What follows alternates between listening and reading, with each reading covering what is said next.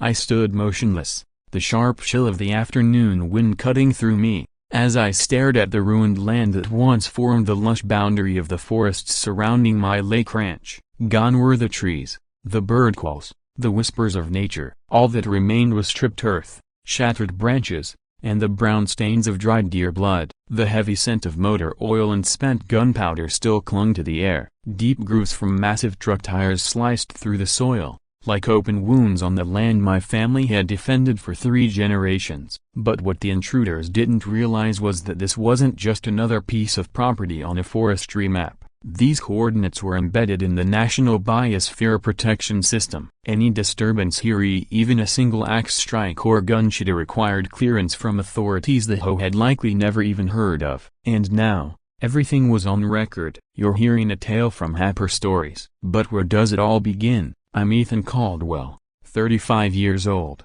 and an environmental engineer. For the past 6 months, I'd kept my distance from this place. Lake Ranch wasn't just land, it was 47 acres where my Cherokee grandmother, Eleanor, had taught me to read the language of the wild. Each summer of my youth, she led me through these woods, showing me plants tied to Cherokee tradition and sacred ground only passed down through stories. This land doesn't belong to us, Ethan, she'd always say. We belong to it. Since she passed away 2 years ago, I'd been visiting monthly, mostly just to manage taxes and check in on the cabin. Life in the city had swallowed me up. The consulting work paid well, but it lacked the soul of Grandma's stories about preserving sacred land. I kept telling myself I'd return permanently when the time was right, or when I had enough saved, when work slowed down. But that endless someday almost cost me something I didn't even know I still had. That October afternoon should have been peaceful. I was driving the familiar dirt path through towering pines, but unease twisted in my gut. Maybe it was the 3 missed calls from an unfamiliar local number. Maybe it was the strange dreams of Grandma Eleanor trying to warn me about something urgent. When I finally arrived, the reason for that dread became clear. Silence struck me first. Lake Ranch had always been filled with life. Bird songs echoing off the lake, squirrels darting through the trees, deer rustling in the brush. But now, the only sound was the wind sighing through bare limbs where a canopy once stood. I stepped out of my truck and felt like I was walking into the aftermath of a violent crime. The eastern part of the property, the thickest part of the forest that gave us natural privacy, had been stripped with machine-like precision. This wasn't storm damage or selective cutting. It was a total, methodical removal of every tree bigger than my forearm. As I moved through the wreckage, my boots crunched on spent shell casings that scattered like grim confetti. 30-06, 12 gauge, and other calibers I didn't recognize. The few trees left standing were riddled with bullet holes. I counted 7 separate blood trails disappearing into the woods. Whatever hunting had occurred here, it bore none of the respectful practices Grandma had taught me. This was pure, brutal carnage, fresh enough that the scent of blood still clung to the sawdust and diesel fumes. Following the tire tracks back toward the cabin, I noticed other disturbing signs. The motion-triggered trail cameras I'd installed had been deliberately smashed. Their memory cards had been removed. My posted private property and no hunting signs were torn down and replaced with survey stakes that weren't mine. This wasn't random destruction. It was coordinated, planned, costly. At the cabin, I found an envelope tucked under the front door like a silent threat. The letterhead read, Willowbrook Heights Homeowners Association. That was odd, considering Lake Ranch was over 5 miles from any development I was aware of. The letter claimed my land violated community landscaping rules. It gave me 30 days to comply with HOA standards or face seizure of the non-conforming property under something called Municipal Ordinance 847B. It was signed by Victoria Sterling, President, and bore what appeared to be a court seal. I read it 3 times. Each time, my anger grew. HOAs had no power over rural, unincorporated land. That ordinance? Nonsense. And no HOA could seize land outside their subdivision. I looked up Willowbrook Heights HOA online. All I found was a generic website filled with stock images and vague references to community guidelines. The office listed a P.O. box in a town I'd never heard of. But the most chilling part wasn't the bogus legal jargon. It was a casual mention in the 3rd paragraph about an upcoming compliance inspection including access to all secured storage areas. I froze. During her final days, Grandma Eleanor, drugged and half-drifting, had once mentioned a hidden safe. Important papers, she'd said, something that would matter one day. I hadn't taken her seriously, assuming it was another morphine-induced memory. I never even searched for it, but someone else had. And they were already acting like they knew exactly where it was. That's when I noticed something that blew the whole thing wide open. The court seal looked real at first, but the address? 1247 Justice Boulevard. I'd lived here my entire life. The courthouse was on Main Street. There was no such thing as Justice Boulevard. They had forged legal documents but messed up a detail any local would catch instantly. Standing there, surrounded by the wreckage of sacred land my family had cherished for generations, something shifted inside me. The version of myself that stressed over deadlines and contracts was gone, buried somewhere among the broken cameras and bullet-scarred trees. In his place stood someone who remembered his grandmother's tale as a stories of Cherokee protectors who didn't fight with rage, but with resilience, wisdom, and a bond to truth so deep it couldn't stay buried forever. For the first time since Grandma's funeral, I understood what she'd been preparing me for. This wasn't just a fight over land titles or legal boundaries. This was about something much deeper, a legacy rooted in centuries of protection, a calling that could no longer be ignored. The fear I'd carried for years, a fear that I wasn't enough, that I'd let down the legacy Grandma Eleanor entrusted to me, finally shifted into something else.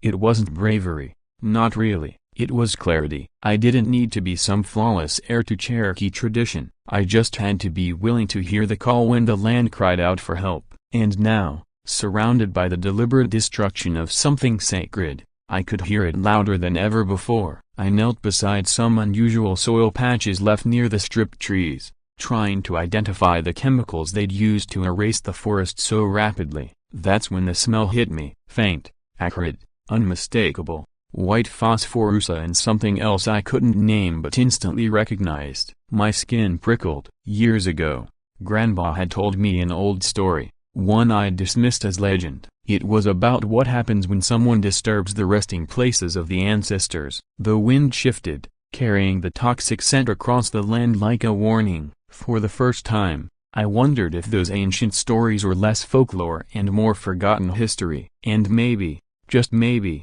that history was waking up. I followed the trail, my training in environmental science screaming that something was very wrong. White phosphorus wasn't just illegal for civilian use, it was weapon grade. Someone had intentionally contaminated the land, killing it down to the roots with disturbing precision. As I traced the poisoned earth deeper into the woods, I found the place Grandpa had always spoken of in hushed reverence, the sacred grove, or rather, what had once been a sacred grove, via massive oaks that had stood guard over the lake for centuries, now flattened, bulldozed. Concrete survey markers pierced the ground like tombstones. Each marker bore coordinates and codes, none of which matched any county or forestry records I knew. That wasn't a clerical error, it was deliberate, and when I studied the layout, I understood why. These markers had been placed to create a fictional property boundary, one that would conveniently erase the grove from maps. If accepted, the survey lines would strip the site of its protected status under tribal law, turning ancestral land into nothing more than an unremarkable rural plot, ripe for development. I remembered Grandma's stories, how her grandmother had hidden in these woods during the forced Cherokee removal, how these trees had sheltered those who resisted the Trail of Tears. This wasn't just ecological damage, it was cultural erasure, an attack dressed in the language of bureaucracy. My hands trembled as I snapped photos of the markers. Then I saw something that stopped me cold. On the largest surviving oak, hidden beneath decades of bark growth, were the faded carvings of the Cherokee syllabary, the written language of my people. I squinted, tracing the symbols with my fingers. They weren't random. They were boundary markers, sacred inscriptions that designated this site as untouchable under Cherokee tradition. Under federal law, land bearing verifiable native markers is protected by the Native American Graves Protection and Repatriation Act, which meant that these people hadn't just trespassed, they had committed a felony. For the first time since discovering the damage, I felt something shift again, a flicker of hope. They had fake documents and money, but they had made a fatal mistake. They had desecrated federally protected ground. I returned to the cabin and opened the old cedar trunk I'd been avoiding since Grandma's funeral. I had told myself it was out of grief, but the truth was simple. I never believed I deserved whatever secrets she'd hidden inside. Now I needed to know. Beneath soft deerskin bundles and intricately woven baskets, I found a manila envelope. The label was written in her careful hand, "For Ethana when the earth calls for protection." Inside was a hand-drawn map that took my breath away. Grandma Eleanor hadn't just told stories. She'd been preserving a legacy. Every sacred site, every tribal artifact, every boundary lineage documented in detail. According to her annotations, Lake Ranch wasn't just family land. It was part of something called the Sacred Corridor, a chain of connected Cherokee heritage sites hidden across a 50-mile radius. And my family's land? It was a keystone, one of the guardians meant to preserve that network's integrity. But the map revealed something more chilling. Those survey markers weren't placed at random. They were part of a coordinated effort to fracture the sacred corridor, cutting the spiritual and legal ties between each site, so that, one by one, they could be stripped of protection. Someone had studied our history with surgical precision. Someone had turned our sacred geography into a blueprint for cultural annihilation. This wasn't about building homes. It wasn't even about taking my land. It was about erasing us. The last item in the envelope was a cassette tape, labeled, "Home Meeting, October 2019. I stared at it, stunned. In 2019, Grandma had been 90, frail, and living alone. But somehow, she'd recorded a secret meeting between Victoria Sterling and a voice I recognized immediately. Marcus Thompson. He'd called me just the day before with a nauseatingly polite offer to discuss a mutually beneficial arrangement regarding your property. And here he was, captured on tape, plotting with Victoria. In the recording, Victoria's voice was calm, clinically explaining how they'd been monitoring the old Cherokee woman for months, waiting for her to pass so they could clean up the heritage complications. The recording continued, and Marcus Thompson's voice hit me like a cold gust of wind. "Mrs. Sterling," he said, "my field team has been mapping that land for 2 years. We know exactly which trees need clearing, which relics need to go missing, and which sacred zones need discreet relocation. Once the old woman's gone and her grandson signs,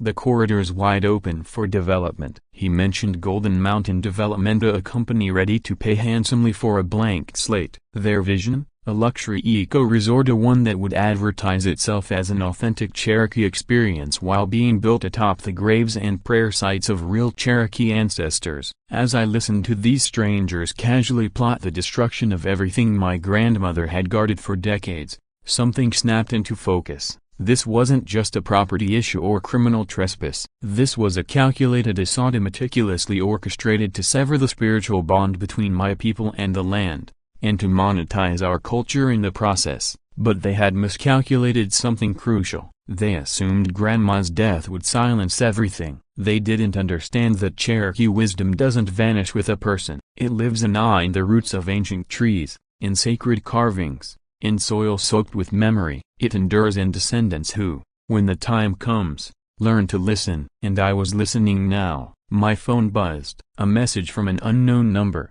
"Mr. Caldwell. This is Marcus Thompson. I believe we share interests concerning your property. I'll be visiting tomorrow with my team to discuss a proposal we believe will benefit all parties. Looking forward to our meeting." The polished tone couldn't hide the veiled threat, and after hearing his voice on the tape, I knew exactly what kind of proposal he intended to make. This time, though, I would be ready. The next day, Marcus arrived right on time in a convoy that looked more like a military escort than an HOA delegation. 3 matte black SUVs with tinted windows pulled up, followed by a pickup towing equipment I instantly recognized from my environmental consulting work: GPS rigs, soil analyzers, industrial survey gear. The men who emerged weren't neighborhood volunteers. They were ex-military or private security. A posture, movements, and demeanor made that clear. Tactical gear, not vests and polos. They were here with intent. Marcus was exactly what I expected. Mid to late 30s, broad-shouldered, with the smug composure of someone used to winning. He extended his hand like we were longtime friends. "Ethan Caldwell," he said, smiling with eyes that didn't match his tone, Beautiful property your grandmother had. We've all been very eager for this conversation. The message was clear. They'd been watching me. As his men began spreading out across the land with unnerving precision, Marcus produced paperwork. He claimed they were authorized to perform a full environmental assessment of Lake Ranch. The documents looked legitimate, complete with legal seals and references to eminent domain statutes, but I'd learned from yesterday's fake courthouse address to double-check. The judge's signature was from something called the 5th District Environmental Court, which sounded convincing until I remembered that environmental matters are handled by the County Circuit Court. No 5th District exists. I kept my voice steady. Mr. Thompson, I'll need to have these reviewed by my attorney before anything moves forward. His smile twitched slightly. Of course, he said, tone cool but clipped. But our team has already begun preliminary soil analysis. We've found troubling contamination levels, potential health hazards. We're within our rights to proceed. He motioned to his crew, now unpacking equipment with practiced efficiency. I made a split-second decision, one that might have saved my life. Instead of confronting him over the forged papers, I pulled out my phone and began recording. That's interesting, I said, because I'm an environmental engineer. What compounds, exactly, have you detected? Marcus's mask dropped. The friendly demeanor dissolved into something cold and clinical. He looked at the phone, then his crew while measuring his next move. You're misunderstanding, he said flatly. This isn't optional. We're operating under legal authority, with or without your cooperation. Right on cue, a man shouted from the area near the sacred grove. Bossa, we've confirmed 37 specimens. Full sweep of the target list. The way he said it, like bagging trophies, made my stomach turn. 37 species. I remembered Grandma telling me that exact number. Lake Ranch was a biodiversity hotspot, home to 37 rare or protected species. That number had stayed with her, and now it echoed through me as I watched Marcus's team record, sample, and analyze the land with eerie precision. They weren't environmental surveyors, they were conducting a forensic-level biological inventory. And when one of them began carefully scraping away the Cherokee carvings from the ancient HOA using tools meant to remove rather than study, I understood. They weren't just stealing my land, they were wiping it clean of all meaning. Things escalated quickly after that. It started when I refused to sign their voluntary cooperation agreement. Marcus's patience evaporated, and he gave the silent go-ahead. His men began prepping for site work. 2 of them grabbed chainsaws and headed for the last trees surrounding the grove. That was it. Every story Grandma told about sacred places surged to the surface, and I moved before I had time to think. I stepped directly in their path. Stop right there, I commanded, louder than I thought possible. This is Cherokee sacred land. It's protected under federal law. What you're doing is a federal offense. Marcus laughed a short, humorless spark and pulled out his phone. Yeah, he said into it. The grandson's being uncooperative, requesting authorization for Phase 2. I couldn't hear the response, but the way he smiled chilled me to the core. He hung up and looked at me like someone breaking bad news to a stranger he didn't plan to see again. Mr. Caldwell, he said, voice like ice, this property has just been flagged for immediate public safety enforcement. My team now has the authority to proceed. Marcus delivered the line with calm authority. They were now permitted to secure and clear hazardous materials. What followed felt like something out of a high-stakes action movie, only this wasn't about adrenaline or explosions. This was about ancestry, sacred land, and spiritual inheritance. As his men advanced with chainsaws and evidence kits, I did the only thing I could. I ran, not away from danger but deeper into the land, into the paths my grandmother had shown me since childhood. The hidden trails only known to those who listened, not looked. Behind me, I heard barking orders, the roar of ATVs, gear being scrambled into motion. Marcus wasn't wasting time, but neither was I. The forest moved around me like a memory. Every turn, every twist in the trail came back to me with instinctual precision. Grandma Eleanor had trained me to read the land not with GPS or satellite images, but with intuition and reverence. I could hear them behind me, crashing through brush, over-relying on technology that couldn't match centuries of lived knowledge. Their tools were modern, but their understanding of the terrain was superficial. Mine was ancestral. Eventually, I reached one of the most secluded parts of the property, a dense wooded cove at the edge of the lake. The water created a natural barrier. I thought I'd reached a moment of pause. Instead, I found something else entirely. Tucked beneath a camouflaged tarp was a stockpile that didn't belong to me. Military-grade equipment, professional hunting supplies, crates with Chinese writing stamped beside a Golden Mountain Development logo. This wasn't just about development permits or zoning loopholes. This was part of something massive, something global.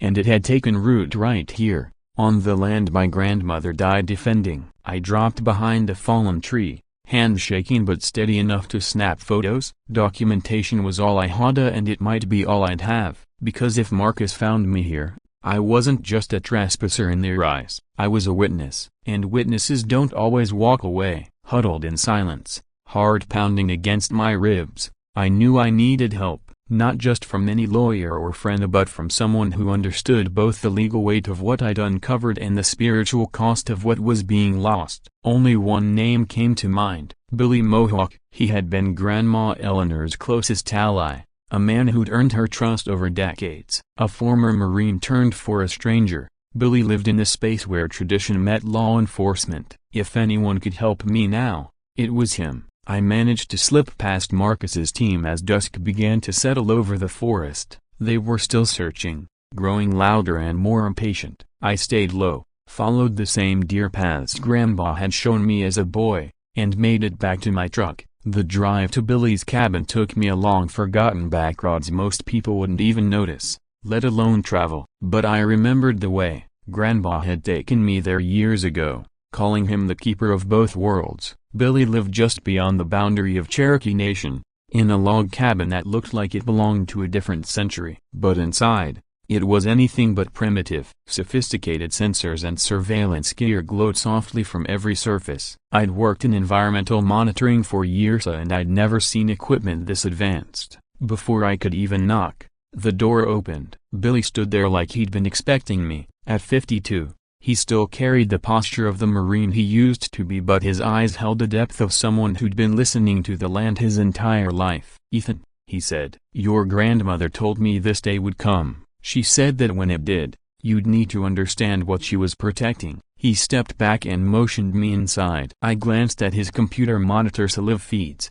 but from locations I didn't recognize. Forest clearings, animal paths, water sources. "They're destroying everything," I said, my voice breaking under the weight of it all. "The grove, the carvings, the species. They've got chemicals, heavy gear. And they're not just building it, they're erasing." Billy didn't look surprised, only resolute. He gestured to a large table crowded with maps, satellite images, and documents that made my engineering credentials feel basic by comparison. "I know," he said. "I've been tracking them for 6 months, logging everything, waiting for them to slip up so we could act with the law and the truth on our side." But what he showed me next redefined everything I thought I understood. He hadn't relied on cameras or microphones. He'd built a surveillance system rooted in Cherokee tradition, a fusion of ecological science and ancestral practice. He called it natural monitoring. He used tracking stone as a carefully placed markers that looked like ordinary rocks but were positioned to observe everything. Every animal that passed, every machine that entered, every intruder who disturbed the harmony. "Your grandmother and I developed this system over 15 years, he explained, laying out detailed maps. They showed migration routes, pollination rhythms, even seasonal plant changes. Technology can be hacked," he said, "but the land doesn't lie. If you know how to listen, it tells you everything." He pointed to a series of disruptions and disturbances in natural cycles that lined up exactly with Marcus's timeline. It was all here, 2 years of calculated destruction, but it was the next revelation that chilled me. "This wasn't just mapping," Billy said, voice low. "They've been conducting targeted eradication, biological cleansing disguised as environmental decline. The 37 species Grandpa had always spoken of, they weren't just gone, they'd been eliminated. First the pregnant elk," Billy said, his tone like gravel. "You know what that means in our tradition. Elk carry the spirit of life itself. Kill the mothers, and you kill the future." And he wasn't just speaking metaphorically. The elk he meant wasn't ordinary. It was the white elk, a sacred animal that had lived on Lake Ranch for over a decade. In Cherokee belief, it's more than rare. It's a messenger from the spirit world, a living link between the ancestors and the earth. And now, it was gone. The sacred white elk, messenger of our ancestors, had been slaughtered during what the Cherokee ceremonial calendar called First Thunder, the holiest day of spring, a time when new life is celebrated, not destroyed. They didn't just violate wildlife law, Billy said. They committed what our people call spiritual murder. Then he pulled out something I'd never seen before, an official badge, but not the Forest Service one I knew him for. This one marked him as a special agent under tribal authority, a federal position that gave him jurisdiction over crimes committed against or on Cherokee heritage sites across the United States. Your grandmother requested this designation for me 15 years ago, Billy explained, back when she realized Lake Ranch and other sacred corridor sites were being quietly marked for development. We've been building a federal case ever since. And what a case it was. Billy's evidence wasn't just damning, it was overwhelming. He had everything: proof of targeted animal eliminations, sacred site desecration, falsified surveys, and most crucially, the financial trail. Through a complex web of shell companies, he had traced Marcus' operations directly to Golden Mountain Development. But this wasn't just about a resort. The company's strategy was chilling: acquire Cherokee heritage lands in 3 states, erase their cultural history, and rebrand them as authentic indigenous experiences for elite tourists, complete with gift shops, faux ceremonies, and glossy brochures. A mockery built on spiritual graveyards. What made Billy's evidence airtight wasn't just what he documented, but how he did it. He hadn't relied solely on modern surveillance that could be hacked, blocked, or discredited in court. Instead, he used traditional Cherokee observation systems recognized by federal courts as valid scientific methodologies. Every stone marker, every wildlife behavior record, every ecological shift had been logged using hybrid protocols that merged ancestral wisdom with environmental science. These aren't just cultural insights, Billy said. They're legally admissible data, and that makes them a weapon. But there was still one hurdle. To trigger federal intervention, Billy continued, we needed proof of active federal crimes. Until now, Marcus' team has tiptoed along the legal boundaries, claiming everything was permitted survey work or state-approved wildlife control. Then he turned to the photos I'd taken of the hidden cache, the military-grade gear, the crates marked in Chinese beside the Golden Mountain logo. This changes everything, he said grimly. Foreign nationals, using unauthorized military equipment, on protected tribal land? That's not just trespassing. That's a national security breach. As Billy made a series of encrypted calls to federal contacts, it all began to make sense. My grandmother's stories weren't bedtime legends. They were tactical briefings. She hadn't just been guarding traditions. She'd been preparing me for this. And Marcus and Victoria had no idea who they were actually fighting. They thought this was about one stubborn Cherokee engineer. They were wrong. They'd ignited a battle with an entire intergenerational resistance, one that had been planning its defense for decades. Billy hung up the phone and looked at me with a mix of pride and gravity. By tomorrow, they're going to find out this isn't just about your land anymore. Federal agents will be on site by dawn, and Marcus people are about to learn what happens when you desecrate land under active federal protection. But then his expression turned cold.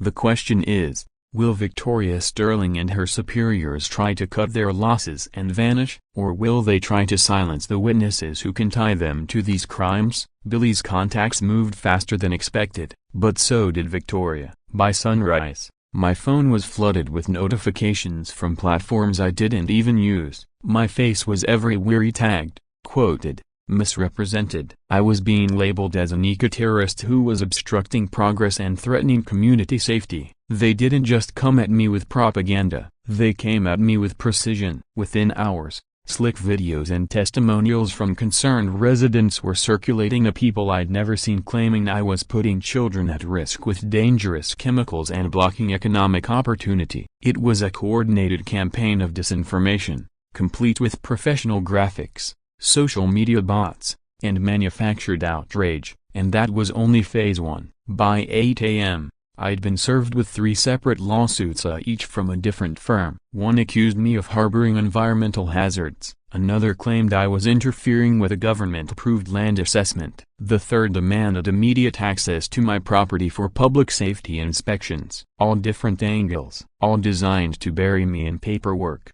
legal fees, and stress while they quietly continued their work. But the media campaign was the sharpest weapon. Local news stations ran carefully worded stories about disputed land and extremist activity, with heavily edited interviews suggesting I was radicalizing the community. No mention of heritage sites. No mention of the sacred white elk, just vague warnings about declining property values and public endangerment. It was PR warfare polished and weaponized, which made me wonder just how far Golden Mountain Development was willing to go and how much money they were prepared to burn. That's when Sophia Chen stormed back into my life. A legal powerhouse with a sharp tongue and sharper mind. She showed up at my door like an avenging Angela, briefcase in hand, laptop already open to what looked like a digital war room. I'd called her in desperation that morning, remembering her from our university days, where she'd stood out even among brilliant minds in our environmental engineering program. I knew she'd gone on to specialize in environmental law with a focus on indigenous sovereignty. What I didn't know was that she'd been watching Lake Ranch from afar, tracking its legal battles,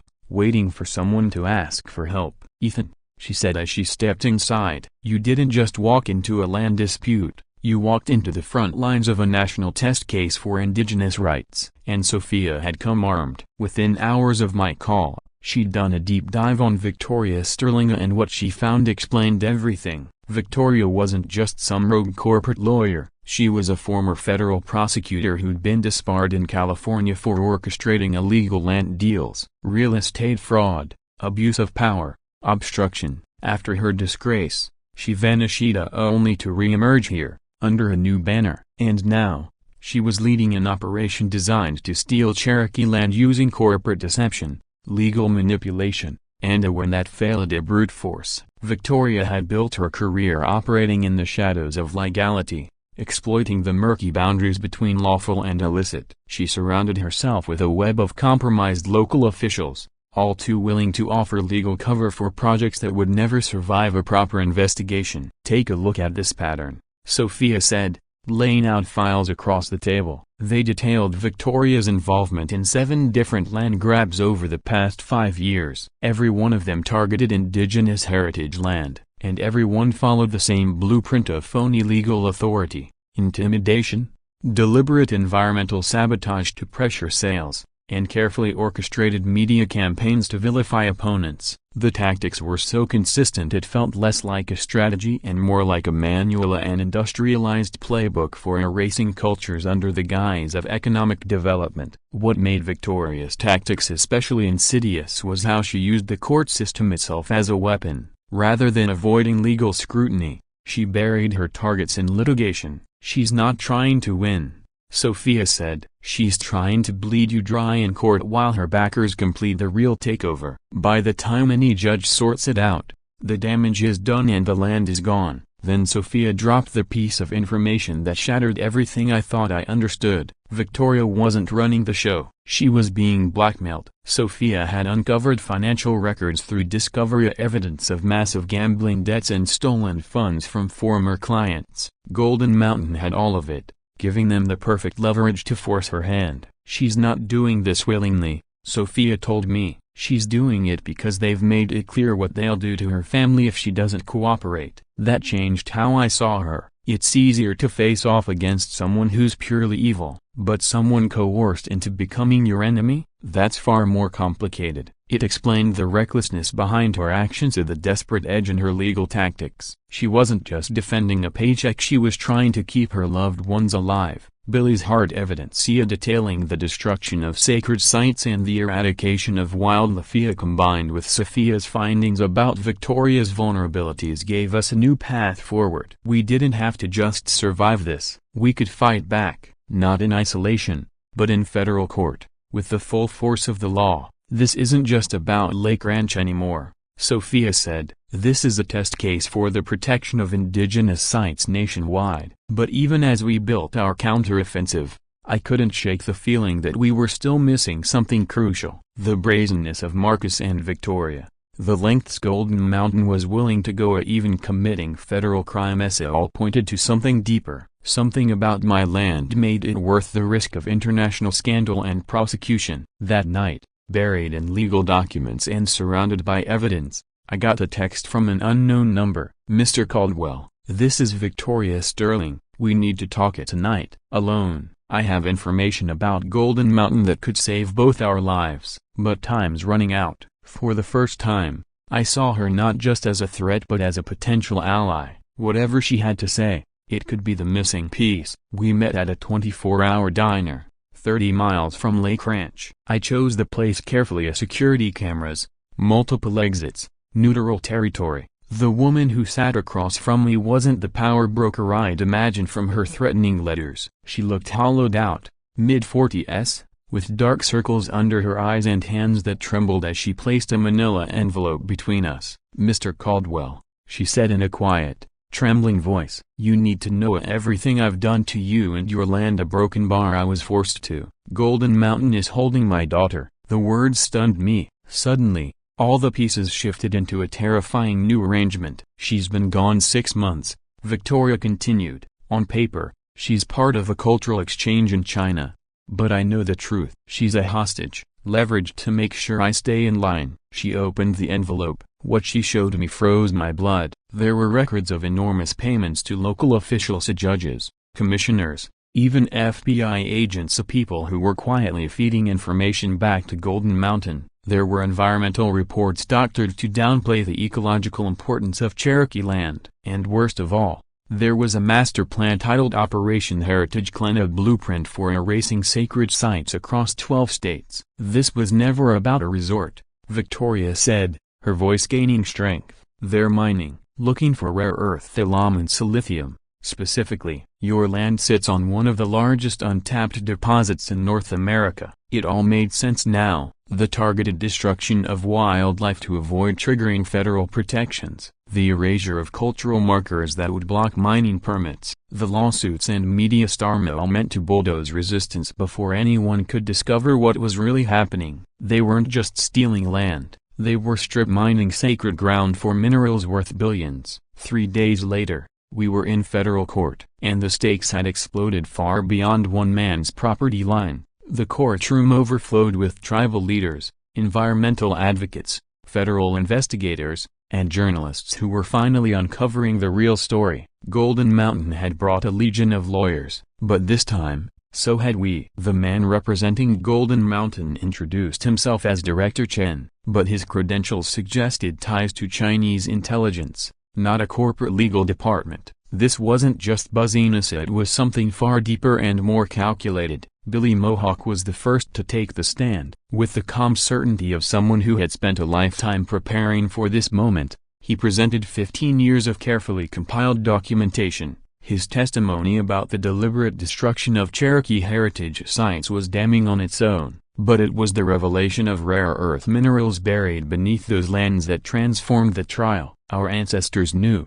Billy testified. "Traditional Cherokee geological knowledge identified these mineral-rich veins generations ago. That's why these lands were marked sacred to protect what should never be disturbed." The defense attempted to undermine Billy by attacking the legitimacy of indigenous scientific traditions, but that's when Sophia struck back with precision. She introduced federal legislation that officially recognized traditional ecological knowledge as valid scientific evidence, particularly in heritage site cases. Then she revealed a bombshell. Lake Ranch had been quietly granted international status as a UNESCO Biosphere Reserve. This designation meant Golden Mountain's actions weren't just violations of U.S. law, they broke international agreements, turning the trial into a matter of global justice. But the turning point came when Sophia called Marcus Thompson to the stand. No one, except Billy and a few federal agents, knew that Marcus had been arrested earlier that morning for wildlife trafficking. Facing a potential 20-year sentence,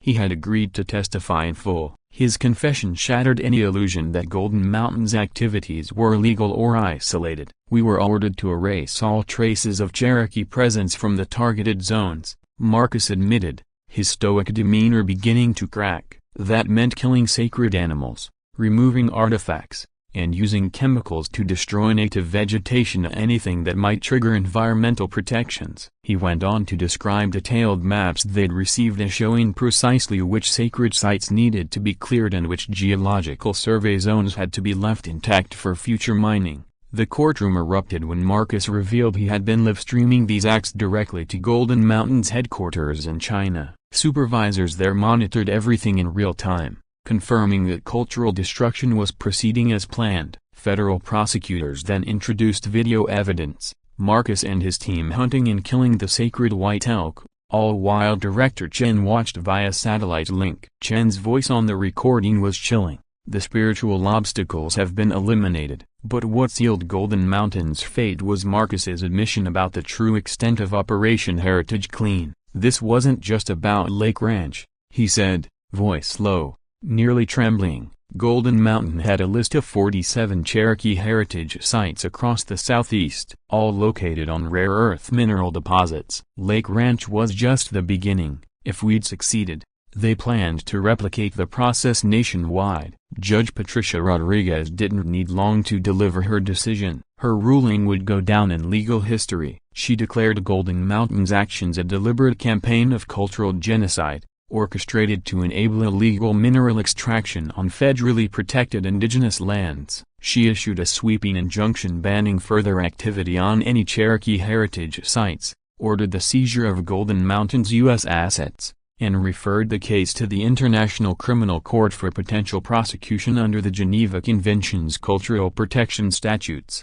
Director Chen's reaction spoke volumes. He didn't argue or announce an appeal. Instead, he began speaking urgently in Mandarin while his team frantically shredded documents. They behaved like exposed operatives and not businessmen. By nightfall, the entire Chinese delegation had vanished, leaving behind enough evidence to suggest that Golden Mountain development was a geopolitical front to its mission not only to exploit resources, but to systematically dismantle indigenous protections across the globe. As I stood outside the courthouse, watching federal agents arrest the final holdouts, I remembered my grandmother's words about protecting sacred places. I hadn't understood then. Now I did. This was never just about Lake Ranch. It was about stopping the industrial erasure of Cherokee culture under the mask of economic growth. 3 months after the court's decision, I stood once again in the grove where I had first discovered the destruction, but the scene had transformed. Where bulldozers had once scarred the earth and poisons had seeped into the roots, now native seedlings pushed through fresh, fertile soil. The land had been restored using a blend of Cherokee restoration traditions and modern environmental techniques. And it wasn't just recovering, it was thriving, as if the land itself recognized it had been saved. The legal consequences had been swift and unrelenting. Marcus Thompson received 15 years in federal prison for wildlife trafficking and destruction of protected heritage sites, plus another 5 for what prosecutors termed environmental terrorism conducted on behalf of foreign operatives. His former hunting crew received reduced sentences in exchange for testifying and aiding investigations into the broader corruption network. Victoria Sterling, though her cooperation and the kidnapping of her daughter weighed heavily in her favor, was sentenced to 3 years of federal supervision and ordered to complete 500 hours of community service. She chose to use that time to assist victims of land fraud, helping others navigate the legal system she once weaponized. But perhaps the most meaningful result was the exposure and collapse of the wider machinery that had enabled Golden Mountain's scheme. The federal probe launched by our case unearthed identical operations in 7 other states. Broken Bar investigations quickly expanded into other states, leading to the arrests of 12 judges, 34 local officials, and 6 FBI agents who had been feeding intelligence to foreign corporations targeting indigenous lands. The media dubbed the unfolding scandal Operation Heritage Clean, borrowing the name directly from Golden Mountain's own internal files. The fallout sparked the most robust federal protections for indigenous heritage sites since the passage of the Native American Graves Protection and Repatriation Act. Victoria Sterling's daughter, Melissa, was eventually returned home through a diplomatic prisoner exchange. The details were classified, but Sophia later confided that it had required intervention from the highest levels of both governments. When Victoria came to Lake Ranch to apologize in person, I saw a woman transformed. The past 6 months had aged her visibly, but there was a peace in her eyes that hadn't been there before. Standing in the heart of the newly restored sacred grove, she looked at me and said, "Mr. Caldwell, I know I can't undo the harm we caused, but watching you fight for this place a broken bar, it taught me what it means to protect something sacred." Lake Ranch had undergone a transformation so profound it attracted international attention from environmental scientists and conservationists. Billy Mohawk, now officially named the Federal Heritage Director for the site, led a groundbreaking restoration. Not only were all 37 species that Marcus' team had wiped out successfully reintroduced, but another dozen species long thought lost returned to the region for the first time in over 50 years. The white elk that had been brutally killed was honored with a memorial attended by Cherokee leaders from across the southeast. And then, as if summoned by the ancestors themselves, another white elk appeared within a year, a living symbol of rebirth and blessing. But perhaps the greatest change was the one that happened inside me. The Ethan Caldwell who first came to Lake Ranch, obsessed with corporate deadlines and contract deliverables, no longer existed. That man had been replaced by someone who understood that real responsibility isn't measured in quarterly reports, it stretches across generations. I left my environmental consulting job and accepted a new role, cultural preservation coordinator for the site. It allowed me to blend my engineering skills with the traditional Cherokee knowledge my grandmother had spent a lifetime trying to pass on. Sophia Chen, meanwhile, opened the region's first environmental justice clinic in the county seat. She dedicated her career to defending indigenous communities against corporate land theft. Her first major post-trial case involved stopping a pipeline company from disturbing ancient Cherokee burial grounds. Her victory made her the go-to legal advocate for tribes across the Southeast. She told me once that our case had proven something vital, that traditional ecological wisdom, when partnered with modern law, could protect sacred spaces even against the most powerful corporate forces. With Lake Ranch now designated as a UNESCO Biosphere Reserve, visitors from around the globe arrived to witness how indigenous knowledge could guide contemporary environmental restoration. Together, we created educational programs that wove together traditional Cherokee teachings and modern environmental science, demonstrating how each enhanced the other. Local schools, including Cherokee youth who had never been taught their ancestral connection to the land, began visiting. They learned to read the landscape the way their great-grandparents once had, rediscovering a lineage nearly lost. 1 year after the Cortez decision, we held a dedication ceremony to officially rename the site, the Eleanor Caldwell Cherokee Heritage Preserve. It honored the woman whose quiet strength and tireless protection had made all of this possible. Cherokee leaders from 3 states attended, along with federal officials, scientists, and families whose own sacred sites had been saved because of the precedent we had set. As I looked across the gathering crowd in the sacred grove, children learning Cherokee songs, elders weeping with joy, researchers documenting the return of endangered species, I realized my grandmother's vision had grown far beyond what even she might have imagined. Billy Mohawk spoke during the ceremony. His voice carried both the weight of ancient wisdom and the clarity of lived truth. Eleanor Caldwell knew that protecting sacred land isn't about fences or laws, he said, gesturing to the thriving forest behind him. It's about people who understand that we don't own the land owns us, and it's our duty to make sure our children inherit a world where sacred still means sacred. The event ended with traditional Cherokee songs that hadn't echoed through these woods in more than a century. In that moment, I felt my grandmother's presence not just in memory, but in the living, breathing forest around me. The land had become her memorial, a living testament to a legacy that fused ancient tradition and modern justice. As I stood beneath the canopy, surrounded by renewal, I finally understood what she meant when she said the land would call for protection. It had called. I had answered. And now the earth itself was rejoicing. Sometimes, we feel powerless in the face of injustice, wondering whether one person can truly make a difference. But my journey from silent bystander to protector of sacred ground proved that courage isn't the absence of fear. It's the choice to act when something that matters is under threat. Your voice matters. Your actions ripple outward. And standing for what's right can protect not only this generation, but the generations to come. If this story moved you, if it helped you believe in the power of one voice, please like and subscribe to Ya Stories for more true stories of justice, resilience, and hope. Thanks for joining us on this journey. Another human story,